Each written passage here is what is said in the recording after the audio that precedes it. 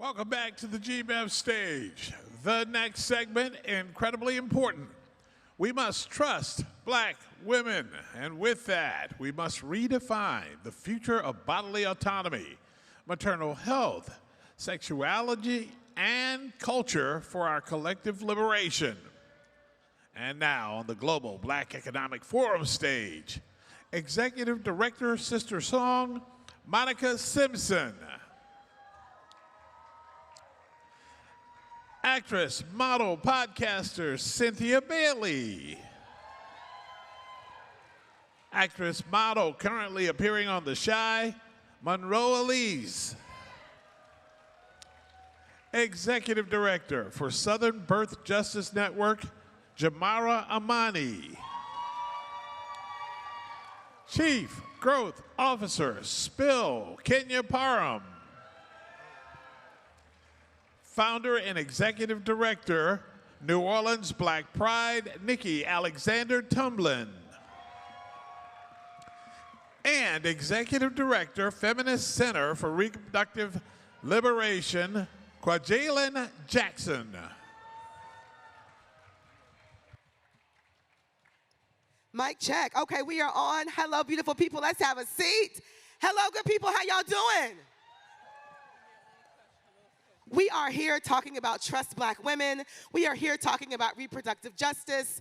We are committed to this fight for bodily autonomy, and we understand that in order to see that work happen in the ways that we need it to for our communities, it's going to take all of us working across our different sectors, the different ways that we interact with our community in order to build the best strategies to do so. Do you all agree with that? I mean, you're watching the news, right? We understand that the fight for bodily autonomy is real right now. What are some of the things that we've seen in the news so far? Right? Come on, y'all can talk to us too. What have we seen? Everything, right? Healthcare, right? Not giving us what we need. We've seen how Black women are dying more than white women in childbirth, right? Roe v. Wade has now been dismantled. Black women are dying because abortion bans exist, 100%. What are we seeing in the culture? Black history is definitely always on the table. And it's interesting the way that we're seeing that show up, even in the way that we think about our work, right? Well, for you all on this couch and these chairs looking all beautiful, you all enter this conversation from many different entry points.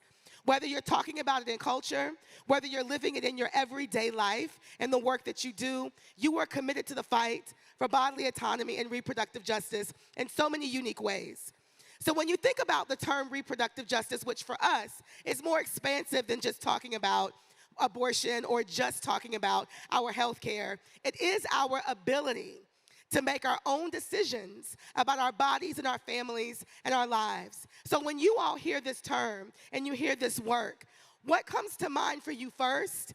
And what are you most excited about talking about and bringing into the conversation when we have that opportunity? Kwajalen, can I start with you? Sure. Hello, everybody. I do reproductive justice every day for my job. Every day. But if I was describing it to someone who hadn't heard of it, I would say it is the freedom to be yourself. It is the ability to be able to understand who you are, who you come from, who you are accountable to, and not let anybody disrupt that sovereignty that you have over your body and your life. Absolutely. That's what it is at its core. And there are many components. There's a lot of health care that people associate with reproductive justice. But just being able to show up in the world exactly as you are, that's justice to me. 100%. And that's what the Black women thought of when they came together in 1994 to create this movement. Nikki, when you think about reproductive justice, what's the first thing that comes to mind for you? I would say my existence in being just a Black queer woman. I believe, yeah. 100%. What about you, Kenya?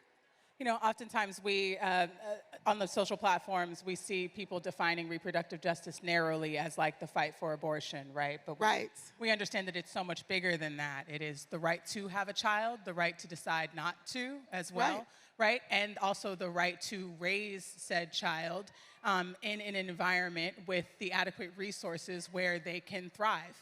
And those environments also include the communities that exist on our devices and our phones. Say that. Right? And so Say as that. Chief Growth Officer of the 2-time Apple app of the day, come on, Bill, you know, we are ever interested in ensuring that safety is at the core of our tech builds so that we don't have to fight for our lives in the comments while we're out here fighting for our lives in the streets. Say that. I love that. Jamara, what about you? When I think about reproductive justice, I think about human rights. Yes. And I think about history. Yeah. I think about the fact that we are all born, right? And we all have a right to be born safely, with dignity, to be raised in safe communities, and to raise the next generation in that way as well. Our ancestors gave us so much knowledge and wisdom, and it is our right to claim that, to live that, to breathe that, to develop our communities to be a reflection of who we are and what we deserve. And reproductive justice touches every aspect of our lives. It's not just about what's happening in our bodies, but we experience life through our bodies. And so it does touch every single aspect: economic, housing, right, healthcare, all of the things. And when I think about my children who are here, 3 or 4 of my children are here on the front row, I think about the future and what we want to pass on to them. And I want to pass on to them a reproductive justice future. I love that. You talked about how it meets and builds power at the intersections, how it's rooted in human rights, and how it is about thinking about how we build a future that our children, right, can take on and thrive in as well. Monroe, how does it show up for you? What does it mean for you? The first word that came to my mind is freedom of body autonomy. Being able to fix, manage, and control your body however you choose to. Having the freedom to exist and resist whatever you do not or do want, right? That's right. And having the audacity to live in that truth and live in that freedom. Yeah. I love that. The bodily autonomy part of this is so incredibly important. And, you know, the Cynthia Bailey, we love Cynthia Bailey, right? I'm interested in hearing your answer to this too, because you, of course, are in the culture every day, but you are also a person who has moved in the world with your body, being in front of everyone, and as a model, as a person who has been on the forefront in so many ways. What does this mean for you in this moment? Is my mic on? Yeah, it's on. Hi, everyone. So happy to be here. What it means to me is, like the ladies with me said, freedom, but also peace. Peace to just really be able to just run toward my purpose unapologetically.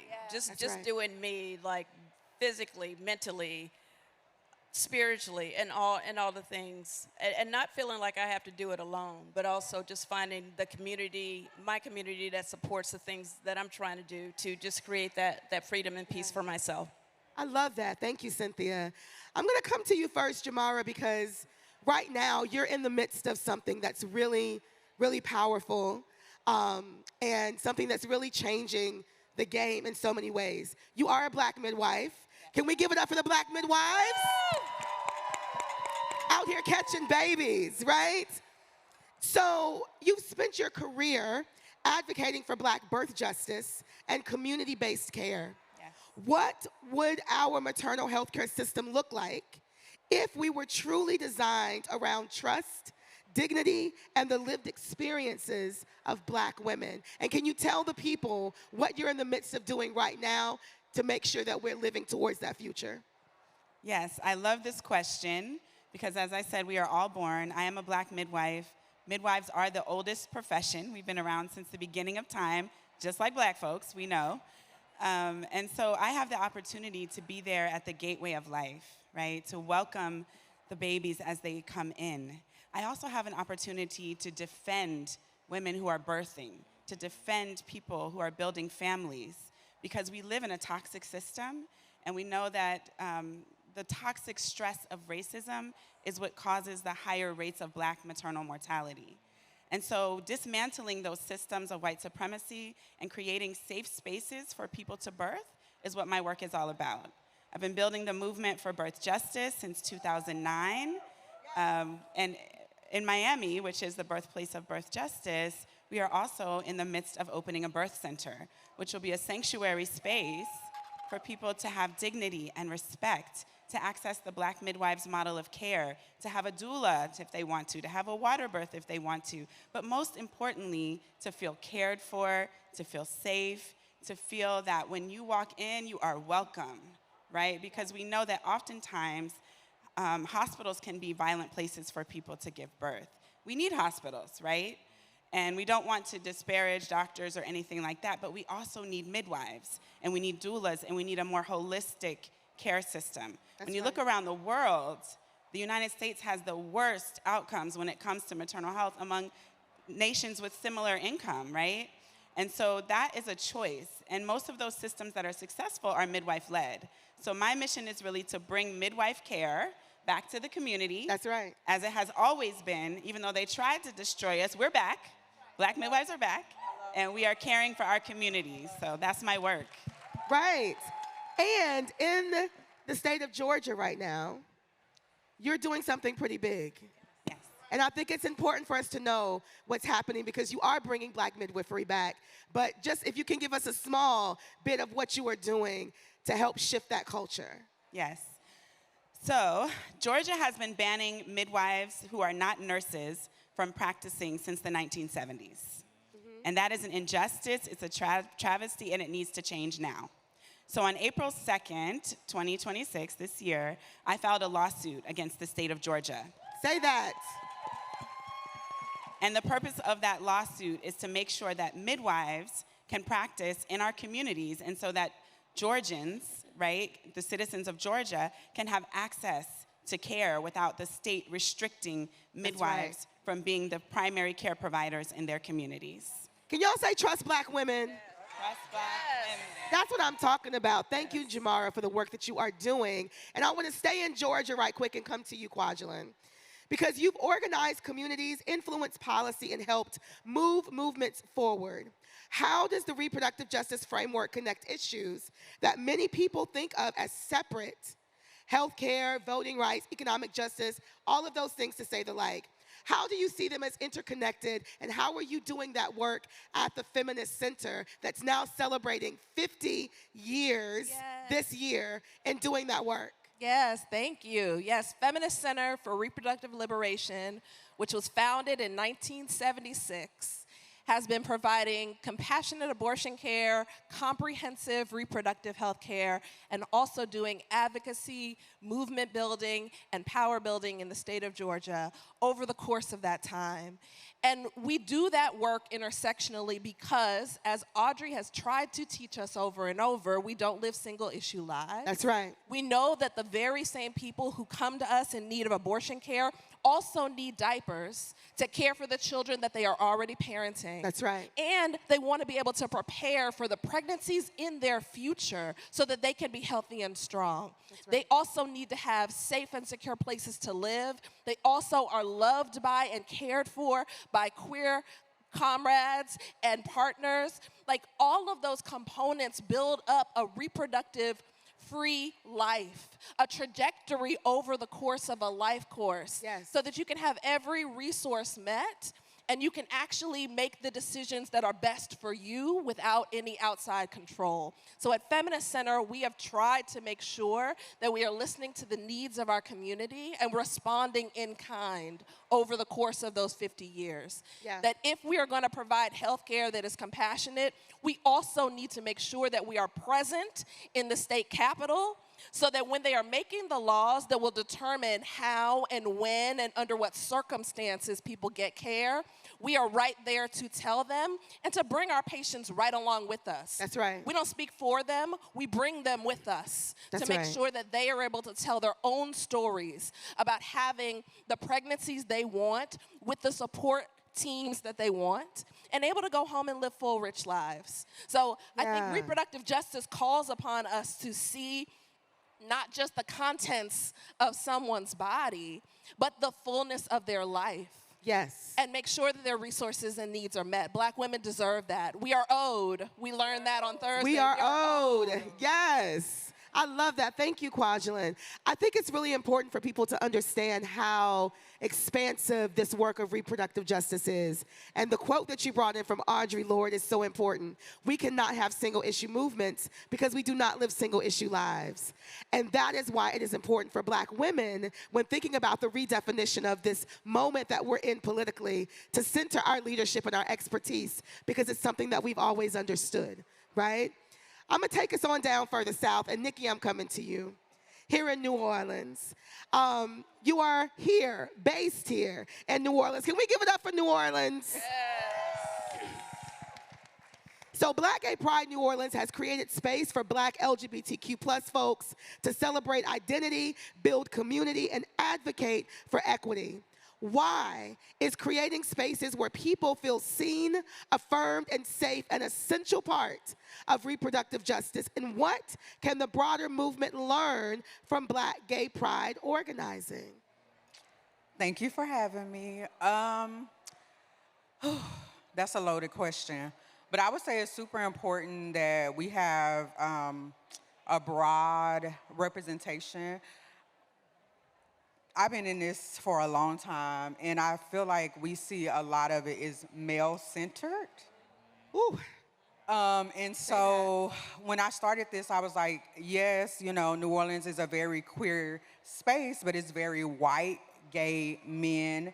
And then there are gay Black men here too that have space as well, but we don't see a lot of femme-presenting individuals that have space, and we don't see a lot of women that have space as well. And so I just wanted to create something that did represent everyone. Yes. And so that was super important to me. And then also I feel like we live in a time where being femme-presenting is very frowned upon. And so I wanted to make sure that we created space for everyone that's under that umbrella of femme-presenting, you know, identities. Yeah. And so I think just overall that I want people to understand that the feminine and masculine identities, they're one and the same. And so we're all fighting the same fight, and we should be able to be in community with each other and move this movement forward. I love that. And I love what you're doing with the organizing here and creating a more inclusive space for folks to see themselves reflected, right? Thank you so much. And absolutely. And when I think about how our people see themselves reflected, I think about what you all are building at Spill, Kenya. And I think about how important it is for Black people, for people of color, to be able to have safe spaces, to be seen, and to organize, and to have fun. But more importantly, it is a space that is uniquely autonomously for us. So what is at the core of Spill is the ability to tell our own stories for ourselves. So storytelling has the power to shape culture long before policy change ever does. So how can media, communications, and storytelling help people better understand reproductive justice, and why should culture leaders care about these issues, and how are you all building that at Spill? Whew. Well, I want to first thank you for allowing us and inviting me and Spill to be a part of this road to essence to get to this place. We've had an opportunity to talk about this across the country. What we've been exploring and what the wonderful women on this panel are explaining is that culture moves policy, right? That's right. First, right? And story is really one of the oldest organizing tools that we have. That's it. Right? And what we don't say enough, though, is that stories are only as powerful or as salient as the ground that they live on, which is incredibly ironic to say on July 4th, 2026, right? When we look at the power of story and how free a story can be. Yeah. Right now, our stories are living on platforms that are propped up by billionaires that profit by harming us. That's real. Right? That's true. So all y'all who are posting on Instagram and Meta and Snapchat for the vanity of it all, just know exactly what I said when I was on the stage last year, right? Yeah. The cultural intelligence that you're giving these platforms is propping them up and making these other folks rich off of it. Woo. The UCLA study that was released this year named Instagram the #1 most harmful platform on the internet. Yeah. Okay, and what I'm here to deliver to you all, that study also named that 9 out of 10 of us have been the recipients of hate and harassment. in the last year. Last year, the stat I gave you was 1 out of every 2. Yeah. 9 out of every 10 now, right? Wild. It's wild. And so the same feed that we are using to train and teach about reproductive justice and about organizations and about movements is the same feed that is harming the teacher. Oof. Ooh. And so we cannot afford anymore to rent our liberation on other people's platforms. Come on. We can't afford it. We can't. We can't afford it. And so that's why I'm excited to be here talking to you and with other culture leaders, because this is the call to action that we need. Now is the time. We're not renting our liberation no more. Our stories have to be rooted on solid ground. So I look forward to seeing everybody coming home to spill. That's what I'm talking about. You better say that. Go download that thing right now, good people. Now, one of the things that I love about Spill, because I am on Spill, She's a spillionaire. I am a spillionaire, is the safety that it provides. Yeah. And what we realize is that in this work, we know that there are so many of us who aren't safe, that we are under attack in really egregious ways. And one of the things that we have to start talking more about is the fact that trans women are women who are under attack at an alarming rate, right? And I think that it's been very, very powerful to see the shift even here at Essence, to see our trans sisters in space with us and building community with us, right? Can we give a round of applause for that? But Monroe, we love to see you. This powerful, beautiful individual is on our television screens on The Shy, has been building so much powerful cultural content, right? And I know that that doesn't come without a cost sometimes. So as a trans woman whose story has reached audiences through television and media, you've helped change and challenge stereotypes simply by showing up as your authentic self. How do you think visibility in popular culture changes hearts, shifts narratives, and expands our collective understanding of bodily autonomy and reproductive justice? Wow, thank you. Thank you so much. And thank you. I mean, y'all are all amazing and brilliant and beautiful. So just thank you all for this space and opportunity. Visibility is so powerful because people can't empathize with what they've never been invited to see. That's it. And for so long, transgender people, but specifically Black transgender women, have been at the forefront of headlines and stereotypes and political talking points. But when you see us in television and film, the narrative shifts because we are now your favorite character, or we're your neighbor, or we're your friend, we're your sister. And that is the most powerful tool, right? We have to be very cognizant that visibility isn't just what you see, but it is how you interact with what you see. And that autonomy goes right in hand with reproductive justice, because if we have autonomy over how we are navigating and managing our bodies, and you see that that is the way that you are, that is gender affirming care. Yes. Gender affirming care is being able to have the care that you need to sustain for your identity. That's right. No matter what it looks like. That's right. And that is the importance. And so when that visibility takes place, the heart posture change, you humanize us. To not see, to erase, it is to normalize the violence that takes place. That's real. And so visibility is the most important tool, because if you see us, if you invite us. That's right. And not just equality, but equity. Ooh. And I want to make sure that everybody knows that, right? That's a different Equity word. is you get a pair of shoes, I get a pair of shoes. But equality is you get your size and I get my size. Come on. Okay. And that is why visibility is so important. I absolutely agree with you, Monroe. Oh, that's so important. So we're going to stay in the culture conversation for a second here. And Cynthia, let me tell you something. We love watching you on the television screen, sis. We love you. And this season in particular, let me just say, as an avid Real Housewives of Atlanta fan, Thank you. the way that you have held down this season in particular, it's been like the epitome of trust Black women. Like you've been able to hold and grab the sisters together in a really, really beautiful way. So I just want to name that first because y'all watch it too, right? Y'all been watching this, right? Right?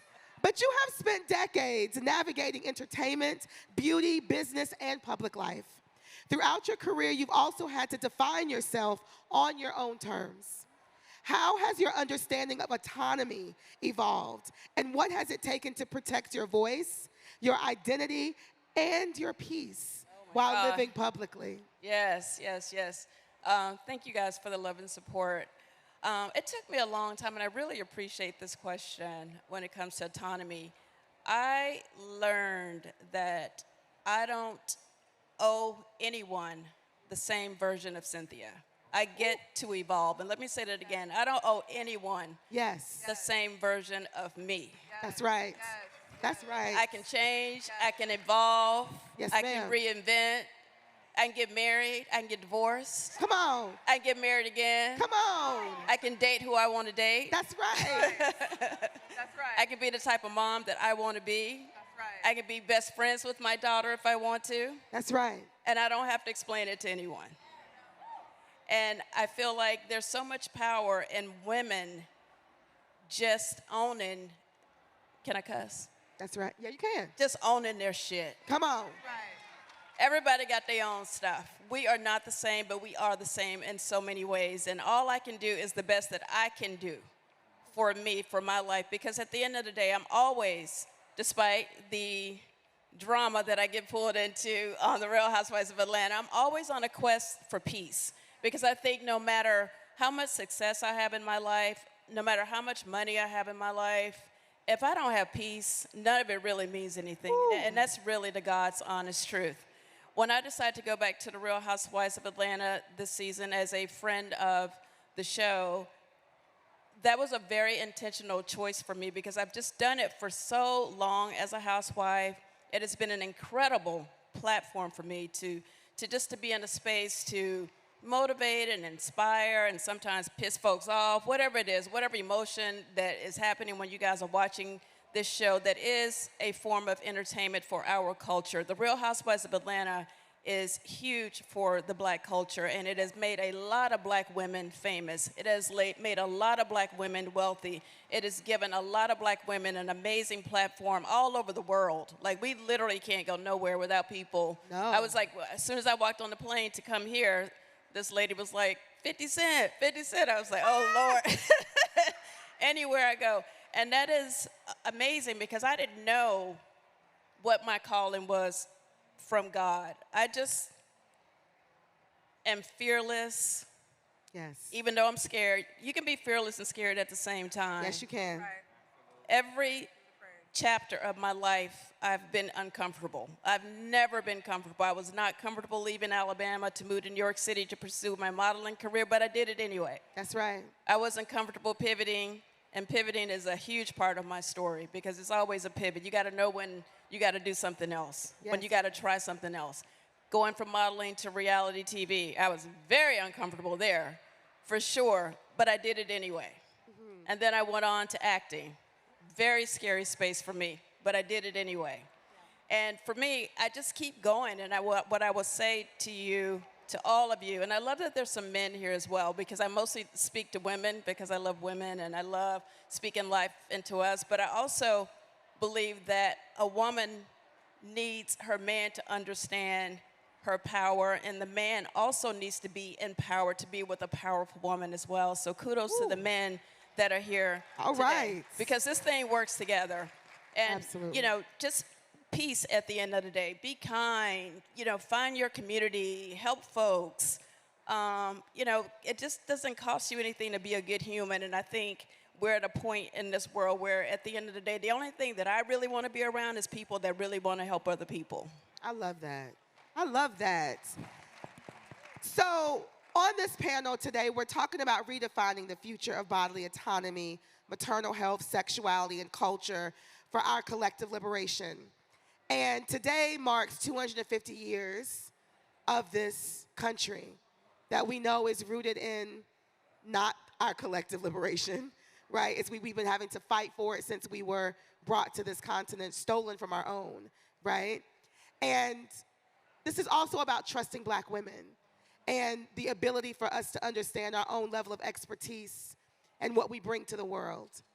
And so each of you, whether you are doing this as a practitioner, as a person who's an organizer, as a person who is building new platforms or shifting the culture, as we close out this panel, I would love for you all to answer this question with one sentence. In this 250, as we think about the next 250 years and beyond, for you, Black women, what do you think is the most important thing that we need to be doing in order to see our collective liberation? In the next 250 years and beyond, you, Black women, what do we need to see? What do we need to be doing to ensure that we are securing our collective liberation? Cynthia, can I start with you? My answer would be to not only have a seat at the table, but to help build the table. Absolutely. Let's build that table. Monroe, what about you, my dear sister? Yeah, lead with love in a very clockable way. Ooh, clockable way. Yeah, very clockable. I need to see it. And that's coming from a clockable Black woman of trans experience. Yes, ma'am. Yes, ma'am. I love that. Yes. Honoring the sacredness and the divinity within ourselves and building spaces for other people to be able to see themselves in their divinity and sacredness. Absolutely. Thank you, Jamara. Kenya, what do we need to be doing? Well, trusting Black women, one, right? And trusting Black women is transfer. Trust is transfer. Transfer of resources, right? Ooh. Transfer of power, right? And Brookings Institute put out a study that said that if we close the Black business ownership gap, we would be able to generate 630 million jobs, okay? $824 billion in revenue circulating. So that sounds like, to me, trusting Black women is the most savvy economic decision we can make. Yes. That's it. That's it. To purchase our own liberation, since cash rules everything around me. You better drop it. I love it. Thank you, Kenya. Yes, Nikki. I would say there would be no next 250 years without Black LGBTQIA people. Come on. Come on. Come on. Yeah. Kwajalein. I'm going to bring in the voice of our Atlanta comrade and freedom fighter, Mary Hooks. Yes, do it. Who says that the mandate for Black people in this time is to avenge the suffering of our ancestors. Yes. To earn the respect of the next generation, and to be transformed in the service of the work. That's what I'm trying to do every single day, and that's what I hope the next 250 years brings. I absolutely sign up for that. Can y'all please give a round of applause to these beautiful Black women? If you all do not know, SisterSong's booth, Trust Black Women Universe, is right behind you if you have not experienced it. Please make sure that you are following these amazing organizations. 50 years of the Feminist Center, No Lie Black Gay Pride, Southern Birth Justice Network, the Spill app. Please make sure that you're on it. And of course, these culture bearers are going to continue to shift the culture because that is their superpower as well. Thank you all so much. Thank you all so much. Y'all have a wonderful afternoon. Thank you.